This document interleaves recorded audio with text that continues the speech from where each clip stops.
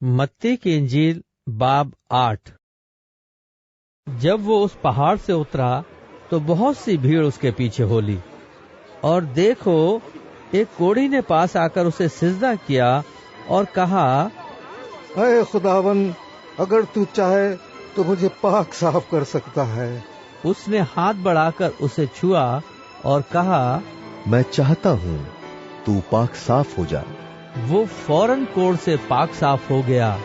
यीशु ने उससे कहा, खबरदार, किसी से न कहना, बल्कि जाकर अपने तई काहिन को दिखा, और जो नज़र मूसा ने मुकर्रर की है उसे गुजरान, ताकि उनके लिए गवाही हो।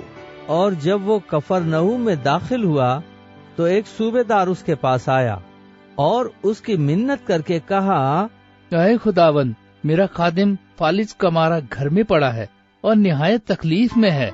उसने उससे कहा, मैं आकर उसे शिफा दूंगा। सूबेदार ने जवाब में कहा, ऐ खुदावन, मैं इस लायक नहीं कि तू मेरी छत के नीचे आए, बल्कि सिर्फ जबान से कह दे तो मेरा खादिम शिफा पा जाएगा, क्योंकि मैं भी दूसरे के इख्तियार में हूँ और सिपाही मेरे मातहत हैं। जब एक से कहता हूँ कि जा तो वो जाता है, और दूसरे से कि आ तो वो आता है, और अपने नौकर से कि ये कर तो वो करता है। यीशु ने ये सुनकर ताज्जुब किया और पीछे आने वालों से कहा, मैं तुमसे सच कहता हूँ कि मैंने इस्राएल में भी ऐसा ईमान नहीं पाया। और मैं तुमसे कहता हूँ कि बहुतेरे पूरब और पश्चिम से आकर अब्राहम और इसहाक और याकूब के साथ आसमान की बादशाही की ज़ियाफत में शरीक होंगे, मगर बादशाही के बेटे बाहर अंधेरे में डाले जाएंगे, वहां रोना और दांत पीसना होगा। और यीशु ने सूबेदार से कहा, जा, जैसा तूने एतिकाद किया तेरे लिए वैसा ही हो। और उसी घड़ी खादिम ने शिफा पाई। और यीशु ने पतरस के घर में आकर उसकी सास को तप में पड़ी देखा। उसने उसका हाथ छुआ और तप उस पर से उतर गई, और वो उठ खड़ी हुई और उसकी खिदमत करने लगी। जब शाम हुई तो उसके पास बहुत से लोगों को लाए जिनमें बदरूएं थी।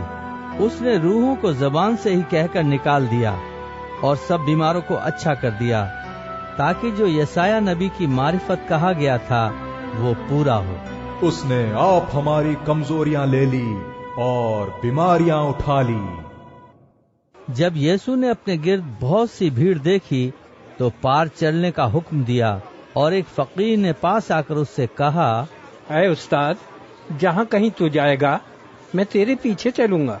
यीशु ने उससे कहा, लोमड़ियों के भट्ट होते हैं और हवा के परिंदों के घोंसले, मगर इब्ने आदम के लिए सर धरने की भी जगह नहीं। एक और शागिर्द ने उससे कहा, ऐ खुदावन, मुझे इजाजत दे कि पहले जाकर मैं अपने बाप को दफन करूं। यीशु ने उससे कहा, तू मेरे पीछे चल और मुर्दों को अपने मुर्दे दफन करने दे। जब वो कश्ती पर चढ़ा तो उसके शागिर्द उसके साथ हो लिए, और देखो झील में एक ऐसा बड़ा तूफान आया कि कश्ती लहरों में छिप गई, मगर वो सोता था। उन्होंने पास आकर उसे जगाया और कहा, ऐ खुदावन, हमें बचा, हम हलाक हुए जाते हैं। उसने उनसे कहा, ऐ कम एतकादो, डरते क्यों हो? तब उसने उठकर हवा और पानी को डांटा और बड़ा अमन हो गया। और लोग ताज्जुब करके कहने लगे, ये किस तरह का आदमी है कि हवा और पानी भी उसका हुक्म मानते हैं। जब वो उस पार गदरेनियों के मुल्क में पहुंचा तो दो आदमी जिनमें बदरूएं थीं कब्रों से निकलकर उससे मिले। वो ऐसे तुंद मिजाज थे कि कोई उस रास्ते से गुजर नहीं सकता था।